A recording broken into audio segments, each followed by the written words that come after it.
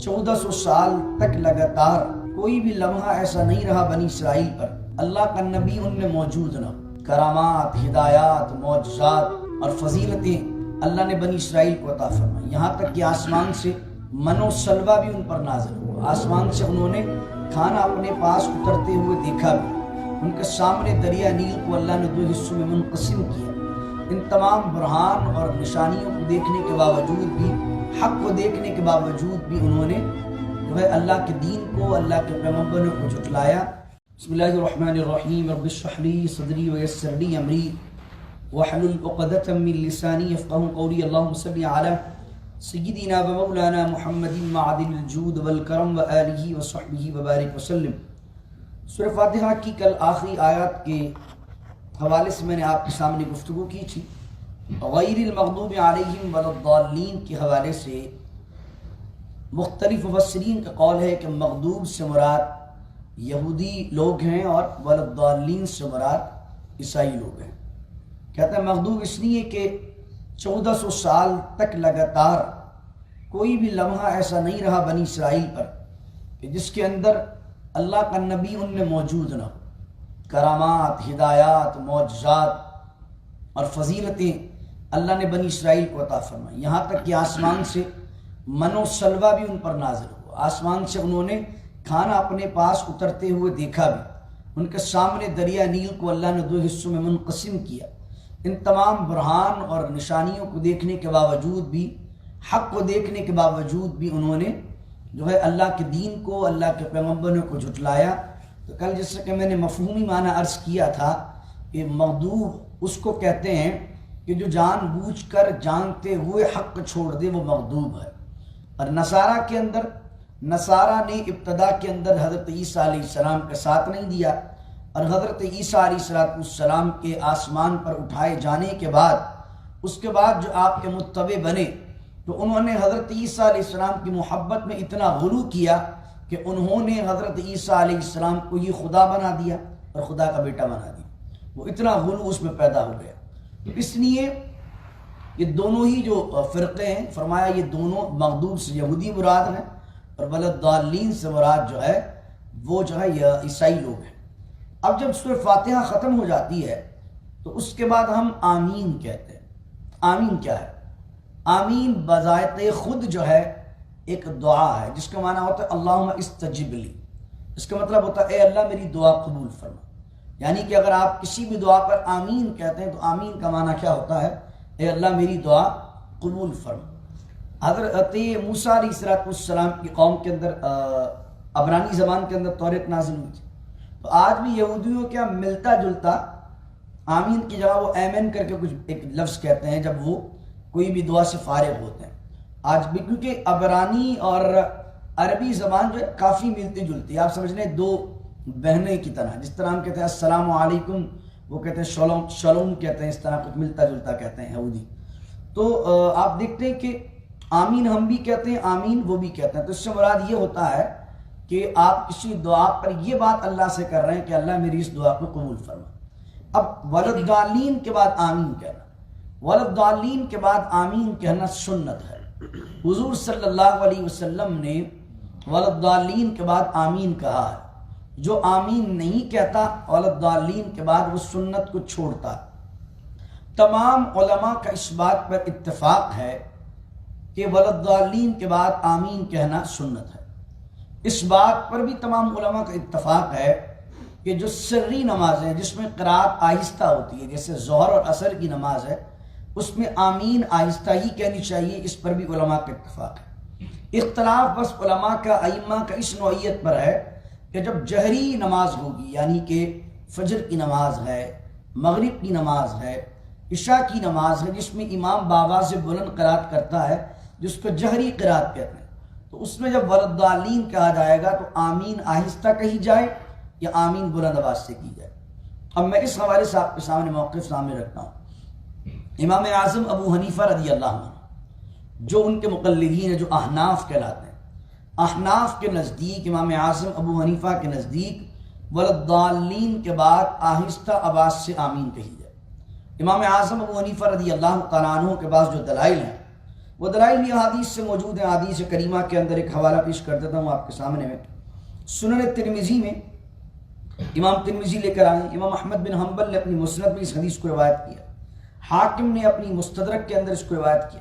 کہتے ہیں وائل بن حجر رضی اللہ عنہ سے روایت ہے کہ حضور صلی اللہ علیہ وسلم نے غیر المغضوب علیہم ولا الضالین پڑھا تو کہا آمین، اور آپ صلی اللہ علیہ وسلم نے آمین کی آواز کو پست کیا یعنی آہستہ کیا. ایک اور روایت ہے وہ معجم الکبیر کی حدیث. حضرت ابو وائل سے مروی ہے کہ حضرت علی مرتضی اور عبداللہ بن مسعود رضی اللہ تعالیٰ عنہ تسمیہ یعنی کہ بسم اللہ، تعوذ یعنی کہ اعوذ باللہ، اور تامین یعنی کہ آمین بلند آواز سے نہیں کہتے تھے.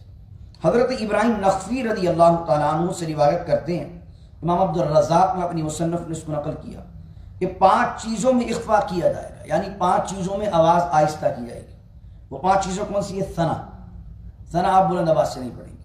ثنا کے بعد تعوذ یعنی کہ اعوذ باللہ من الشیطان الرجیم، یہ آپ نماز میں بلند آواز سے نہیں پڑھیں گے. تسمیہ بسم اللہ الرحمن الرحیم، یہ آپ بلند آواز سے نہیں پڑھیں گے. اور اس کے بعد تامین یعنی کہ آمین کہنا، یہ بھی آپ بلند آواز سے نہیں کہیں گے. اور چوتھی چیز اور 5ویں چیز ہے تحمید یعنی ربنا ولک الحمد، جو ہے یہ بھی مقتدی جو ہوگا سمیع اللہ لمن حمدہ کے بعد آہستہ آواز سے کہے گا. تو احناف کا یہ موقف ہے کہ ولضالین کے بعد آمین جو ہوگا وہ آہستہ آواز میں کہا جائے گا.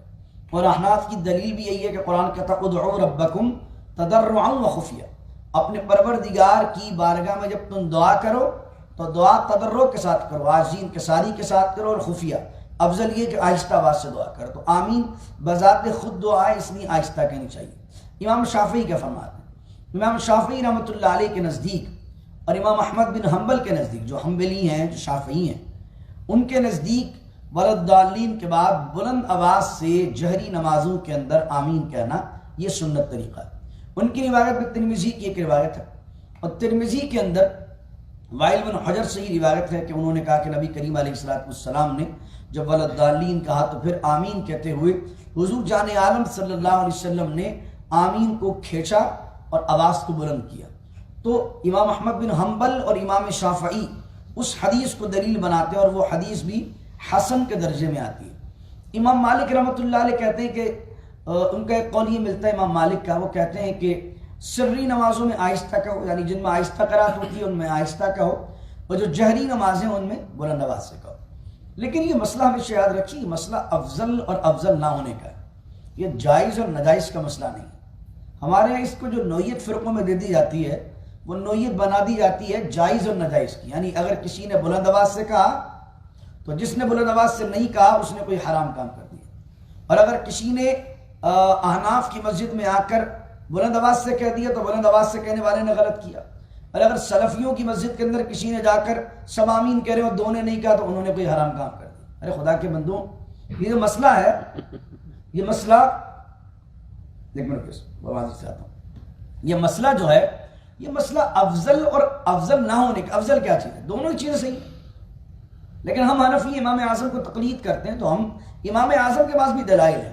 اچھا امام بخاری رحمۃ، آپ کو حیرت ہوگی بخاری اور مسلم کے اندر ایک بھی حدیث بلند آواز سے آمین کہنے کی نہیں ہے، ایک بھی حدیث.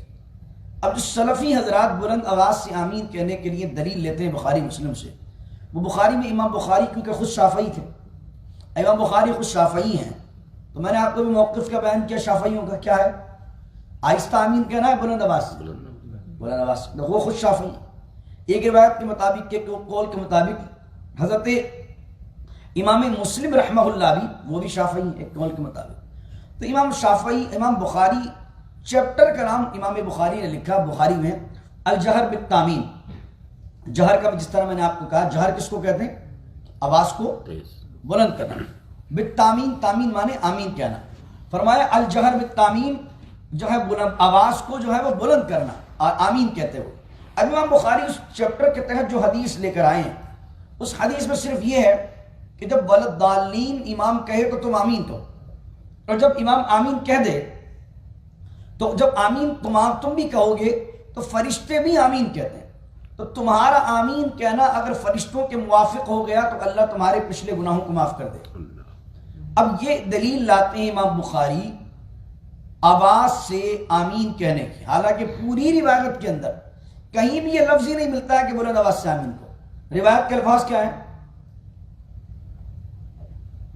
روایت کے الفاظ یہ ہیں کہ حضور علیہ السلام نے فرمایا جب امام ولدالین کہے تم آمین کہو، اور اس کے بعد فرمایا جس کا آمین کہنا فرشتوں کے موافق ہو گیا تو نبی مکرم صلی اللہ علیہ وسلم فرماتے ہیں اس کے پچھلے گناہ اللہ بخش دے گا۔ اب اس پوری روایت میں بلند آواز کہاں؟ کہیں بھی نہیں۔ اور احناف فرماتے ہیں کہ یہ تو ہمارے موقف پر دلیل ہے، یہ اس طرح دلیل ہے کہ فرشتوں کے آمین کہنے کے موافق ہوگا کیسے، یعنی ان جیسا آمین کیسے ہوگا؟ فرشتے اگر بلند آواز سے کہتے ہیں اور تمہیں زمین تک آواز آتی ہو تو تم کہو بھائی فرشتے بھی بلند کہہ رہے ہیں تو ہم بھی بلند کہیں گے۔ فرشتوں کی کسی کو آواز آ رہی آتی کسی کو فرشتوں کی؟ حالانکہ فرشتے کہتے ہیں، اور حضور کیا فرماتے ہیں جس کا آمین کہنا فرشتوں کے جیسا ہو تو پھر اللہ اس کی مغفرت کر دے گا پچھلے گناہوں۔ تو احناف کہتے ہیں امام بخاری کی حدیث بھی ہمارے لیے دلیل ہے کہ فرشتے بھی آہستہ کہتے ہیں تو خدا کے بندو تم بھی آہستہ کہو۔ لیکن پھر بھی میں کہوں گا کہ آمین کا جو مسئلہ ہے بلند آواز سے کہنا یا آہستہ کہنا، یہ افضل اور غیر افضل کی بحث ہے، یہ جائز اور ناجائز کا مسئلہ نہیں ہے۔ اس لیے مجھے کسی نے بتایا، میں اس وقت نہیں تھا اس مسجد میں موجود، مجھے کسی نے بتایا کہ کسی مسجد کے اندر آمین زور سے کسی نے کہہ دیا، اور وہ مسجد وہ تھی جہاں پر آمین آہستہ کہا جاتا تھا، تو نماز کے بعد باقاعدہ ان زور سے آمین کہنے والوں کو جھاڑا گیا اور وہ بیچارے دوبارہ اس مسجد میں نہیں گئے۔ مجھے بتائیں یہ کہاں اس دین کا رویہ ہے؟ اتنی شدت، یا استغفر اللہ۔ حالانکہ آپ نے دیکھا میں خود بھی آہستہ آمین کہتا ہوں، لیکن اس بات کے ہم خلاف ہے۔ مسئلہ یار حرام و حلال کا ہے ہی نہیں مسئلہ۔ اگر امام شافعی کو بھی تو مانتے ہیں نا، ہمارے بڑے امام ہیں، امام احمد بن حنبل بھی تو ہمارے امام ہیں، وہ بھی تو ہم ان کی عزت کرتے ہیں۔ ان کی تحقیق کیا کہہ رہی ہے؟ زور سے کہو۔ ہم حنفی ہم زور سے نہیں کہتے، اور میں نے دلیل آپ کو دے دی کہ کیوں دو زور سے نہیں کہتے۔ اب اگر کوئی زور سے کہہ رہا ہے اور امام احمد بن حنبل کو فالو کر رہا ہے، امام شافعی کو فالو کر رہا ہے، تو خدا کے بندوں کہنے دو اسے۔ لیکن میں حنفی ہوں، میں امام اعظم کو فالو کرتا ہوں، تو میں سنت یہ سمجھتا ہوں کہ آہستہ کہنا چاہیے۔ لیکن اس کو حلال و حرام کا مسئلہ نہیں بنا۔ کچھ امام ایسے ہوتے ہیں کہ جب وہ ولدالین کہہ رہے ہوتے ہیں تو فوراً سے سورج شروع کرتے ہیں تاکہ پبلک آمین نہ کہہ دو۔ جیسے جمعہ ہوتا ہمارے جمعے کے اندر بہت سارے عربی حضرات آتے ہیں، کوئی شافعی آ گیا، کوئی حنبلی آ گیا، جمعے میں بہت ساری پبلک ہوتی ہے ہمارے آمین کہہ رہی ہوتی ہے، بہت سے نہیں کہہ رہے ہوتے۔ جو آمین کہہ رہا وہ بھی ٹھیک ہے، جو آمین نہیں کہہ رہا وہ بھی ٹھیک ہے۔ لیکن ہم کیا کریں گے؟ اگر ہم حنفی ہیں تو ہم کیا کہیں گے؟ ہم لیکن اگر کوئی سلفی ہمیں کہے کہ بھائی تم زور سے نہیں کہہ رہے ہو تو تم غلط کر رہے ہو، تو ہم کہیں گے بھائی تو اپنی عقل ٹھیک کر لے، کیونکہ وہ بھی بڑے شدت پسند ہیں۔ میں اپنے لوگوں کو اگر کہتا ہوں تو ہم اگر ہمارے یہاں شدت پسند ہے، ہم سے بڑے بڑے وہاں ہیں، وہ ایسے بڑے بڑے شدت ہیں کہ اگر آپ نے پاؤں میں زیادہ گیپ نہیں دیا تو آپ کی ٹانگ پر ٹانگ مار دیتے ہو۔ وہ ایسے شدید ہیں کہ اگر آپ چلے گئے کسی سلفی کے برابر نماز پڑھ لیں اور اس نے آپ نے اتنا بڑا گیپ نہیں دیا کہ بکری کا بچہ اندر سے نکل جائے آپ کے، تو آپ کے پاؤں پہ پاؤں مار دیتا ہے۔ تو کھولو یہ ٹانگیں کھولو۔ استغفر اللہ، یہ شدت نہیں ہے دین۔ دین کے اندر جو حلال و حرام ہے اس میں شدت دکھاؤ۔ سود کا مسئلہ ہے، دغا بازی کا مسئلہ ہے، فراڈ کا مسئلہ ہے، داڑھی رکھ رکھ کر عوام کو جو چونے لگائے جا رہے ہیں، اس پہ ہم معاملات میں اتنے کمزور لوگ ہیں، معاملات ہمارے خراب ہیں۔ اور عبادت کے اندر جو مستحبات ہیں، جو حلال و حرام کے مسئلے بھی نہیں، ان پہ اتنے شدید ہے کہ جان دے دیں گے۔ اور جو معاملات ہیں، معاملات کے اوپر ارے جانے دو یار، چلتا ہے دنیا۔ اب بتائیے آپ پھر دین کو ہم دین کے طرح نہیں لے رہے، ہم تو کسٹم دین چاہ رہے ہیں، جو اپنی مطلب کی بات ہے اس کے اوپر ایسے شدید بن گئے، وہ جو اپنے مطلب میں نہیں آ رہی، وہ یہودیوں والا کام جو قرآن نے کہا افتؤمنون ببعض الکتاب وتکفرون ببعض، بعض آیتوں پر ایمان لاتے ہیں، بعض کا کفر کرتے ہیں۔ تو دین میں بھی ہم نے کیا کر لیا؟ جو ہمارے سمجھ میں آ رہی ہے، ہمارے مطلب کی بات ہے، ہم نے اس پر دکھا دی شدت۔ اور دین جہاں شدت لے کر آ رہا ہے کہ بھئی جو حلال ہے اس کو حلال جانو، جو حرام ہے اس کو حرام جانو، تو وہ حرام کام بھی کر جائیں گے، دغا بازی کریں۔ اللہ کہہ رہا جھوٹ حرام، اللہ کہہ رہا چوری حرام، اللہ کہہ رہا دل دکھانا حرام۔ یہ جو حرام کام، ان معاملات کے اندر ہم اس کو ایسے سمجھتے ہیں جیسے یہ مستحبات، اور جو مستحبات ہیں، جو سنت اور غیر سنت اور سنت کا مسئلہ ہے، افضل و غیر افضل کا مسئلہ ہے، اس پہ بہت شدت دکھا دیتے ہیں۔ تو میں نے عرض کیا کہ ولدالین کہنا جو امام بخاری بھی لے کر آئے، میں آپ کو بڑی ذمہ داری سے بات کر رہا ہوں۔ اگر کوئی آپ سے ولدالین آمین بلند آواز سے کہنے پر بحث کرے تو آپ یہ میری طرف سے بات لے جائیے، جملہ یاد رکھ لیجئے، اس کو کہو کہ بخاری مسلم سے ایک حدیث بھی دکھا دے جس کے اندر ایک حدیث بھی لکھی ہو کہ حضور نے بلند آواز سے آمین کہا. بخاری میں بھی حدیث نہیں ہے، مسلم میں بھی حدیث. امام بخاری نے جو چیپٹر لکھا ہے بلند آواز سے آمین کہنا، چیپٹر کا نام تو بلند آواز سے آمین کہنا ہے، اس کے تحت جتنی حدیث آئی ہیں اس میں آمین کہنے کی فضیلت کا تو ذکر ہے کہ جس کا آمین کہنا فرشتوں کے آمین کہنے کے موافق ہو جائے گا، اس کے پچھلے گناہ بخش دیے جائیں گے. لیکن کہیں بھی بلند آواز سے آمین کہنے کا لفظ نہیں. یہ پتہ چلا بحمد اللہ تعالی ہم بھی جس موقف پر ہیں، ہمارے پاس بھی ہمارے امام اعظم ابو حنیفہ نے جو ہمیں بات پیش کی ہے. امام ابو منصور ماتریدی نے ایک بات کی بڑی خوبصورت، وہ آج کے 3 صدی ہجری کے. امام منصور ماتریدی کہتے ہیں کہ حضور نے ابتدائے اسلام میں زور سے بھی آمین کہا ہے. حضور نے ابتدائے اسلام میں زور سے بھی آمین کہا اور بعد میں پھر آپ نے آہستہ آمین کہا. امام منصور ماتریدی فرماتے ہیں زور سے آمین اس لیے کہا ہے کہ تاکہ لوگوں کو پتہ چل جائے تعلیم کے لیے کہ بھائی ولضالین کے بعد آمین کہنا چاہیے، تاکہ لوگوں کو تعلیم ہو جائے.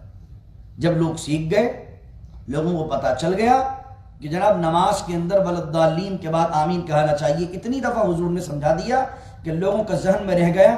اس کے بعد سے حضور نے آہستہ کہنا شروع کر دیا. تو ابتدائی اسلام میں زور سے کہنا بھی ثابت، اور زیادہ حضور علیہ السلام نے پھر بعد کے صحابہ نے جس کو فالو کیا، وہ فالو کس کو کیا؟ امام جناب نبی کریم صلی اللہ علیہ وسلم کے بعد والے عمل کو. امام اعظم نے بھی اس کو لیا.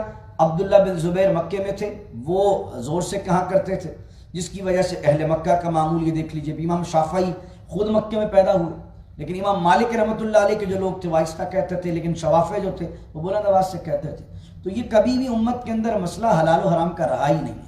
یہ افضل و غیر افضل کی بحث سے دعا کیجئے اللہ رب العزت سے کہ اللہ تعالیٰ عمل کی توفیق عطا فرمائے. تو میں عرض یہی کہوں گا کہ آج آپ یہ سیکھ کر جائیں. میں یہ نہیں کہہ رہا ہوں آپ کو کہ جو احناف ہے وہ کل سے زور سے کہنا شروع کر دیں، میں یہ نہیں کہہ رہا ہوں. میرا مقصد یہ کہ ظاہر بات ہم اپنے امام کو فالو کرتے ہیں. ہمارے امام نے جو کہہ دیا برحق، ہمارے امام نے جو دلیل دے دی برحق. ہم حنفی ہیں بحمدللہ، حنفیت کو ہی فالو کریں گے انشاءاللہ. لیکن اگر کوئی برابر میں شافعی ہے تو دل میں جگہ دو. کوئی حنبلی کھڑا ہوا دل میں جگہ دو، وہ بھی مسلمان ہے یار. اللہ کے بندوں دین کو اتنا مشکل نہ بناؤ کہ سانس لینے نہیں دو لوگوں کو. اللہ کے بندوں دین بڑا آسان ہے، اللہ نے دین بڑا آسان ہے، لوگوں نے بڑا مشکل کیا ہوا. دین بڑا آسان ہے. جہاں شدت دکھانی ہے عقیدے کا مسئلہ شدت دکھاؤں، حلال و حرام کا مسئلہ شدت دکھاؤں کیونکہ وہ ہمارے ایمان کا مسئلہ. لیکن جو فروعی مسئلے اس کے اندر ایک دوسرے کو جگہ دو. تم جگہ دو، اللہ تمہیں جگہ دے گا انشاءاللہ. بسم اللہ الرحمن الرحیم. الحمدللہ رب العالمین، والصلاة والسلام على سید الانبیاء والمرسلین. ربنا ظلمنا انفسنا وان لم تغفر لنا وترحمنا لنكونن من الخاسرین. ربنا لا تزغ قلوبنا بعد إذ هديتنا وهب لنا من لدنك رحمة إنك أنت الوهاب إنك أنت الوهاب. رب يسر ولا تعسر وتمم بالخير. اللهم اكفني بحلالك عن حرامك وأغنني بفضلك عمن سواك واحفظني بما حفظت به الذكر وانصرني بما نصرت به الرسل إنك على كل شيء قدير إنك على كل شيء قدير إنك على كل شيء قدير. إن الله ملائكته يصلون على النبي يا أيها الذين آمنوا صلوا عليه وسلموا تسليما. اللهم صل على سيدنا ومولانا محمد المعدن الجود والكرم وآله وصحبه وبارك وسلم. سبحان ربك رب العزة عما يصفون والسلام على المرسلين الحمد لله رب العالمين. لا إله إلا الله محمد رسول الله صلى الله عليه وسلم. ما شاء الله ما شاء الله.